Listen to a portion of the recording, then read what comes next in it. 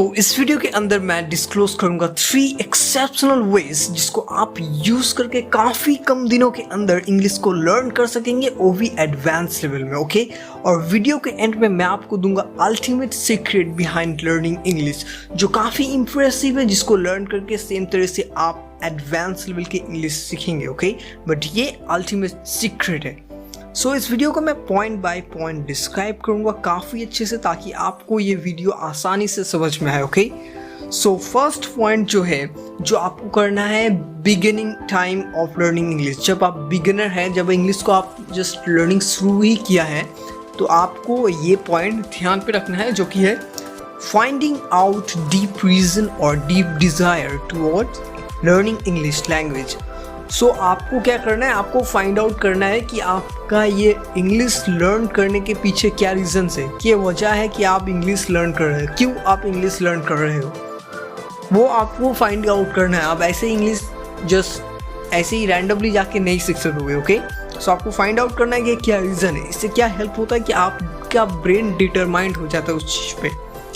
सो इससे बेसिकली क्या होता है कि आप लर्निंग को कंटिन्यू रख सकोगे। जब आपके पास कोई स्ट्रॉन्ग रीज़न रहेगा, तो आप उसको लर्निंग को काफ़ी ईजिली कंटिन्यू रख सकोगे। ओके, और मान लीजिए आपके पास उस तरह से रीजंस नहीं है, तो आपको क्या करना है, आपको डीप डिज़ायर फाइंड आउट करना है कि आपके अंदर को वो डीप डिज़ायर है कि नहीं। अगर आप डिज़ायर को फाइंड आउट करते हो, यानी कि जो डीप डिज़ायर है, और अगर डिज़ायर नहीं है, तो अगर आप फाइंड आउट कर सकेंगे वो डीप रीज़न, तो ये एक परफेक्ट स्टेप है जो आपने सक्सेसफुली ले लिया है। ओके, अगर आपने रीज़न फाइंड आउट कर लिया कि ये एक्चुअल रीज़न है जिसके कारण मैं इंग्लिश सीख रहा हूँ, तो कॉन्ग्रेचुलेशंस, आपने एक स्टेप आगे बढ़ चुका है।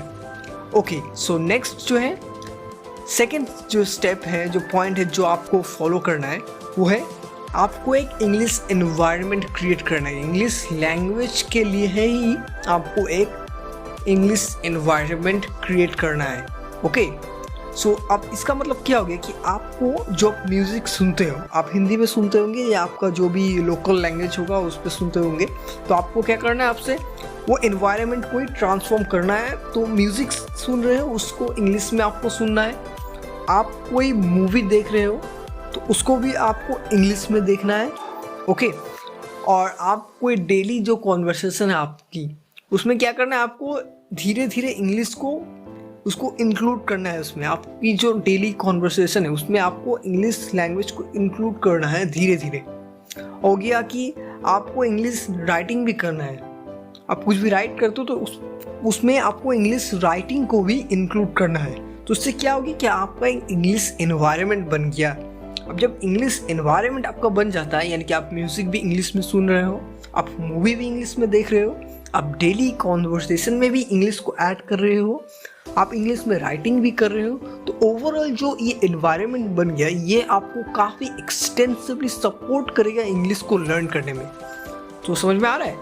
अब जो थर्ड पॉइंट, वो है आपको इंग्लिश लर्निंग जो करना है, वो step by step with proper process के साथ करना है। यानी कि आप जो इंग्लिश लर्न कर रहे हो, तो आप रैंडमली नहीं कर सकेंगे, उसके स्पेसिफिकली स्टेप्स हैं और वो आपको फॉलो करना होगा।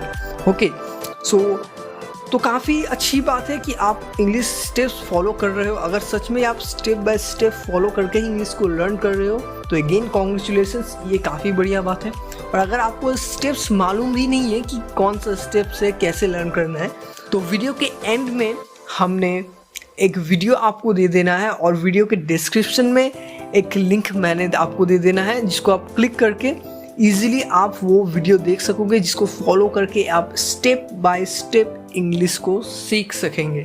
सो अब मैं आपको शेयर करूंगा ultimate secret behind learning English language. So जितने भी लोग हैं जिन्होंने काफ़ी फास्ट इंग्लिश को लर्न किया है, वो सब ने ही इस मेथड का इस्तेमाल किया है, डेफिनेटली किया है, तभी जाके उन सभी ने इतनी फास्ट इंग्लिश लैंग्वेज को लर्न किया है। तो वो मेथड क्या है? वो मेथड सिंपली है कि आपको फ्रॉम द डे वन, जब आप इंग्लिश को लर्न करते हो, फ्रॉम द डे वन आपको इंग्लिश प्रोनाउंसिएशन शुरू करना है। यानी कि आपको बोलना है, उसे प्रोनाउंस करना है। ओके, कैसे प्रोनाउंस करना है? while watching any English content that is told by English speaker। सो कोई इंग्लिश कंटेंट आप देख रहे हैं, इंग्लिश में कुछ सुन रहे हैं जो इंग्लिश नेटिव स्पीकर्स द्वारा बोली जा रही है, हो सकता है यूके का हो या यूएसए का हो या ऑस्ट्रेलिया का हो या कहीं का भी। ओके, सो आपको जो नेटिव्स है उनका सुनना है and at the same time आपको प्रोनाउंस भी करना है। तो ये सिंपल मेथड आपको इंग्लिश लर्न करने में काफ़ी हेल्प करेगा। आपको ये यूज़ करना है from the day one.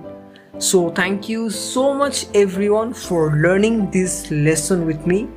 Thank you so much.